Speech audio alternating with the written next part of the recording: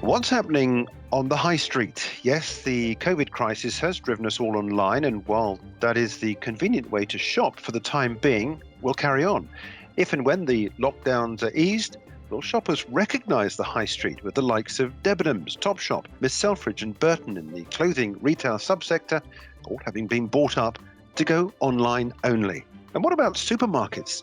We're getting a taste for online grocery shopping to the point that the big four supermarket chains may have to rethink their model. And retail parks and shopping malls, will they disappear? Welcome to today's IG Trade in the Markets podcast. I'm Jeremy Naylor. We're joined today by George MacDonald, Executive Editor of Retail Week. George, it's a pleasure to have you on, and thanks indeed for your time.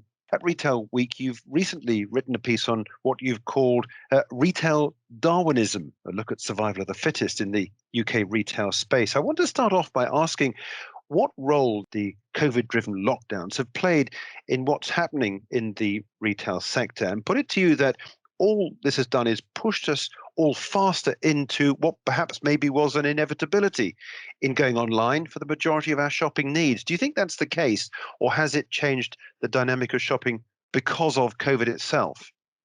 I think it has really sped up a lot of changes that were underway.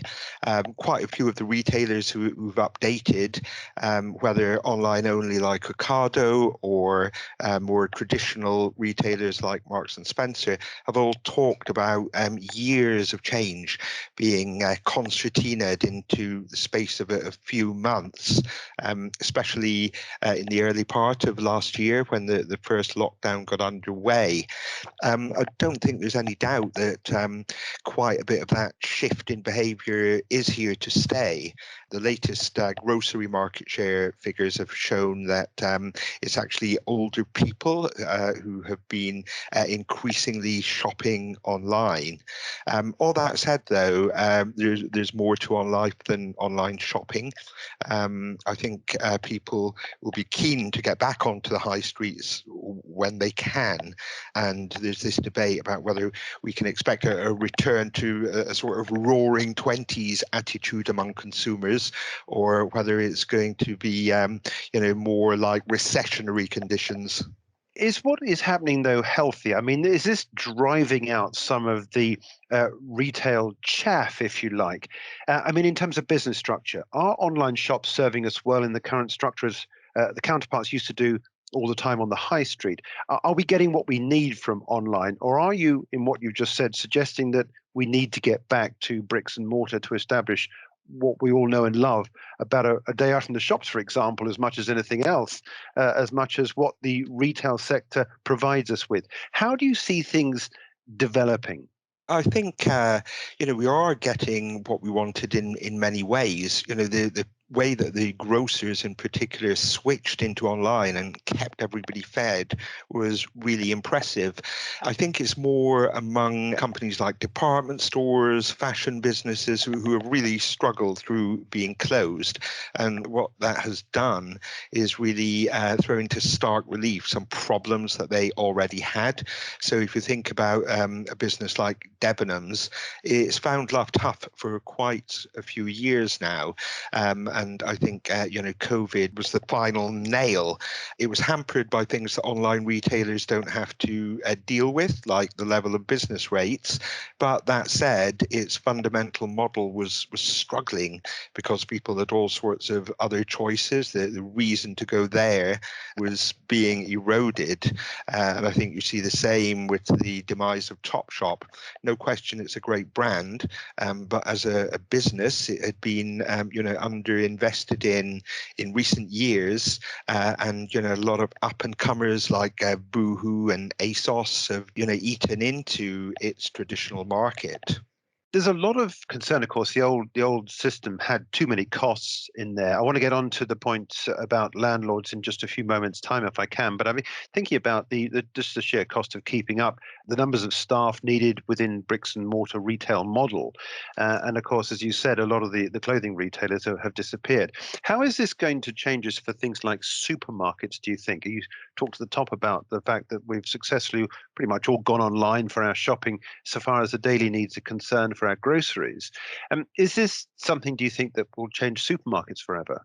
Yes, I think it will. Quite a number of the supermarkets have actually used their stores to fulfill food orders from. They're not all set up like Ocado is to be completely online. So actually, there's been jobs created at the big grocers to help all this. I think it will probably online, as far as food is concerned, probably fall back a little bit as normality, in inverted commas, resumes, and let's hope it does soon. But I think it will carry on growing because people have been used to having it. People who haven't used it before have found that it works and it's convenient.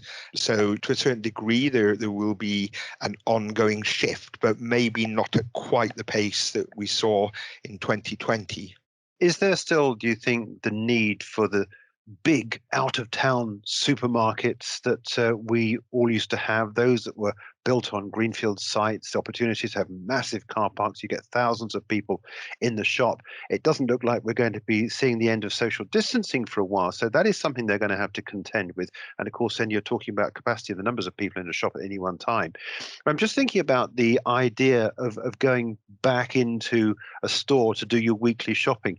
I'm not seeing any of that anymore in my big local supermarket. It does have people in there. People are wandering around. Clearly, there is this social distancing issue. I'm wondering whether perhaps maybe the model of the big out of store supermarket is now dead and gone. Do you think that's a truism, or do you think we will ultimately go back to that sort of store because of its breadth of supply and different sorts of things that it's selling? I mean, I'm thinking about clothes, I'm thinking about household goods, as well as your grocery shopping. What do you think will happen with that big out of town store? Yeah, I don't think that they're dead and gone.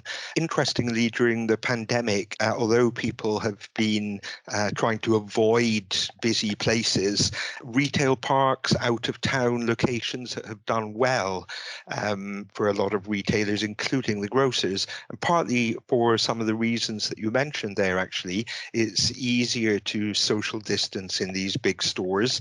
It's easier to manage the flow of people and that sort of thing. And then you found that as well among other types of retailers. So people like Next reported that retail park locations had done well. I think John Lewis did too. And Next has even opened some click and collect points in supermarket car parks. The other thing is that people, because they've been trying to limit the amount they go out, have been to an extent doing that big shop that we thought maybe was becoming a bit of a thing of the past, but there's been a resurgence in that. All that's balanced, though, by the rise of local food shopping. So convenience stores, including independent convenience stores, what you used to call the corner shop, they've been doing very well too. And it's going to be interesting to see how the relationship between those two types of location plays out in the next year or two. Yes, I wanted to take a look at the corner shop and niche retailers as well in just a few moments' time. Let's just keep on this idea about these out of town stores and retail parks specifically. You mentioned the fact that retail parks possibly maybe are sort of keeping up their own because it means you can drive there, you've got the social distancing and so forth. But some of the retail parks are made up of things like cinemas, they're made up of things like restaurants, they're made up of things like some recreational things such as bowling. Now, all of these have really been hit hard. Could I put it to you possibly that maybe retail parks may actually find it more difficult to get back to some sort of normality because they do a lot of the social interaction type stuff, which perhaps possibly maybe we may not be able to get back to as quickly as otherwise have hoped. Do you think there's any argument there, or do you see the retail parks continuing to burgeon? I think there is, you make a good point. I think that's wider than retail parks, though. Mhm. Town and city centres are the same. When you go out, you might want to go to a restaurant, go to the theatre, or the pictures, an exhibition, whatever it may be. And the closure of hospitality throughout has really hit town centres. And I think it's really important that those types of businesses are able to come back successfully because retail benefits from the footfall to those places, no question about it, whether it's out of town or in the city centres. And equally, those places get some benefit from the retail footfall. So I think it's whether it's on a retail park or in a city centre, you need this healthy ecosystem of a variety of types of business. What about shopping malls? These are quite often owned by some of the big property companies. I'm thinking British Land, I'm thinking the big estates companies, Land Securities and so forth. Do they have a business model now, do you think, to sustain us through the current crisis and into a new era of retail? Are we keen, do you think, to go back inside, which is what a shopping mall is all about, isn't it? You go and park your car and then you go into this environment. Is that going to sustain? Yeah, that's a really interesting one, because people have definitely been going to indoor shopping centres less, just for precisely the reason you mentioned there. People don't necessarily want to be inside. And the other issue that shopping centres will have is the impact of closures of a lot of retailers. So you think of Debenhams, for instance, or over the past year, Oasis, that have gone online only. Some of the malls will have a real challenge. They'll be looking quite gap-toothed.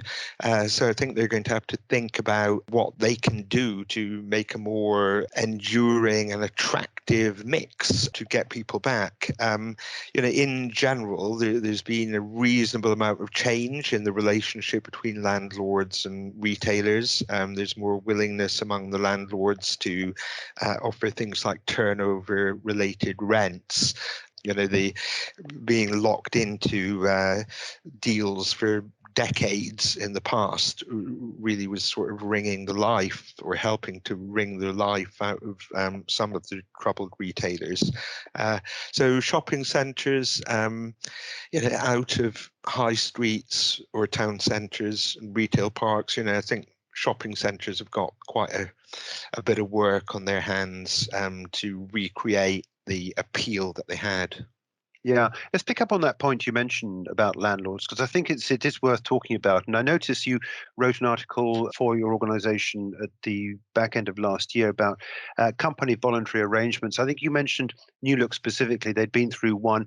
Clearly, landlords are suffering as a result of this because they know that either the company that's in there chooses to move away or even goes bust. And of course, then the landlord loses every single bit of income, or they have to take it on the chin.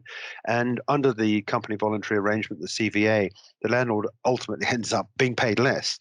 Do you think the landlord model will have to change? Is there an appetite amongst landlords to not willingly take a hit, but certainly accept the fact that they're not going to have as a bigger reward as perhaps maybe they had done, certainly pre-COVID and pre-online, when high street was still very much where we did most of our shopping? Do you think that the future of landlords has got to change? Yes, definitely.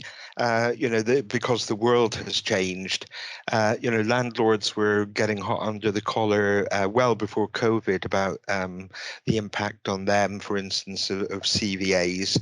But if you look back over the last year, the proportion of unpaid rent that they're still collecting is quite significant. They need to rebuild their own businesses, restore the appeal of destinations that they're in charge of, and work more in partnership, I think, with the retailers. So that might be things like turnover rent. It might be with newer or fledgling businesses, almost treating them as an investor, an early stage investor might. They've got to find ways of using all this space. They'll also be looking at how can they benefit from the rise of online, what new models might emerge. Click and collect has been around for some years, and that's just one example of how bricks and mortar can play a really important part in generating business online. So what other ways may there be to generate income from premises that would once have been conventional shops, by thinking about the economics and the model? Yes, the click and collect model is a really interesting one, isn't it? Let's talk a little bit about the corner shops you mentioned, and dig down a little deeper into these one-off shops, quite often owned and run by the person that actually has to get up in the morning and open the place and so forth, and they're there throughout the day. What's the future, do you think, of the corner shop. Many of them, of course, have links directly with the local community because of the fact they might deliver newspapers or milk or so forth, whatever it is. Will our corner shop business change dramatically? Or is that, do you think, where possibly we could well end up with the greatest flexibility and perhaps possibly maybe seeing us enter a new era for the corner shop for people? Well, corner shops have done well, actually, because of the trend and need for local shopping.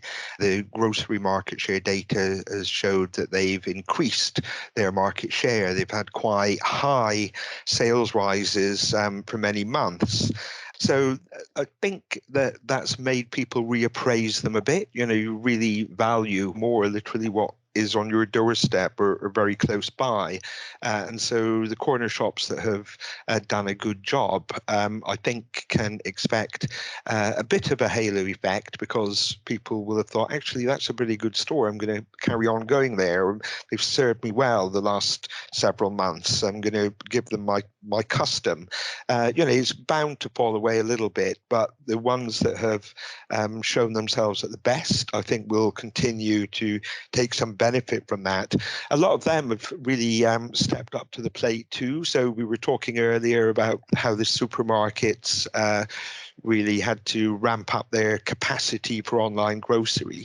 But it's amazing, how many local retailers are offering things like home delivery, which they started doing quite early on in the pandemic, often, from a very community-minded approach, especially delivering to vulnerable people and that sort of thing. So all of this, I think, means that good corner shops will continue to do well, I think. It's been more challenging for independently owned stores in some of the categories that have had to close down. Imagine you have just opened a shop in January or February last year. You spent the whole time since almost opening day closed, and people like that will miss out on some of the government assistance available, because they obviously can't provide the year's accounts or whatever it may be in order to benefit. So it'll be a mixed effect, but many of those corner shops, I think, will or have the opportunity to take on a new lease of life. What about niche retailers, the experts in their field? I'm thinking here, be they florists or hardware shops or shoe shops, that sort of thing. People that have a certain expertise within a certain field. I'm noticing again, if I can possibly just quickly explain how I see things developing. I've noticed that my local ironmongers has gone. Shoe shops are no longer around in as many large numbers as they used to be. And of course, we've already spoken about clothing retailers, the sort of gents outfitters, as we all used to have in our early years. And all these either seem to have gone or they seem to be going. But is there a market now for this sort of thing, do you think? Do you think that people are now beginning to feel a little bit more in need of a specialist to provide us with certain things in our lives, or has that era gone? I think it depends on a number of things, including where you are. If you're in let's say, a small market town, local hardware store might do really well. If you're in a big city where there's lots of options, then it may find life tougher. Although again, if it can really make the most of a reputation for things like service or expert advice, those are the sorts of things that make a difference. But the reverse of the coin is, so much information is available online. So you really need to be able to go beyond what a consumer gets from a Google search if you're positioning yourself as an expert. Perhaps after the pandemic, things like that human contact and that really bespoke advice and personal knowledge will be more highly valued as we sort of have the opportunity to socialize a bit more again. Yes, of course, the problem is with that, as of course we all know, don't we, is you go into your local specialist shop, get the specialist advice, and then go online for a cheaper product. And that, I guess, is one of the problems that these niche retailers face. Just wanted to round this up and bring it all together and ask you what you think is the robust retail business model that would enable shops to survive. Going back to the piece that Retail Week published about Darwinism in the retail sector, what is it that will give that extra dynamic that a retailer needs in order to survive? Fundamentally, it is the ability to adapt. Retailers have always been about anticipating as well as reflecting what customers want. And you look at some of the businesses that are doing really well now. People questioned them in their early days. Companies like ASOS or AO.com. But they saw the future and they benefited from that. I think there is no one model, though. One of the most interesting things during the pandemic was when Primark reported, and it does not trade online. It's the only retailer of that sort of scale in fashion that I can think of that doesn't sell online. But when they were able to trade, when they reopened, their market share held up. The shopper had not gone away and continued to buy everything online. They came back, and Primark's market share was unchanged. So there is no one size fits all. That said, Primark is probably the exception that proves the rule. In the future, it's going to be very difficult not to have a significant online element to your business because it's just the market is too tough for that. Mm. Look, it's a fascinating space. George, thanks indeed for joining us. I'll continue to read your articles with interest on Retail Week. That was George MacDonald joining us there for a look at Darwinism in the retail space, who's going to win out of the dark corner that we're all in at the moment around COVID and the way in which retail is changing. George MacDonald is executive editor of Retail Week.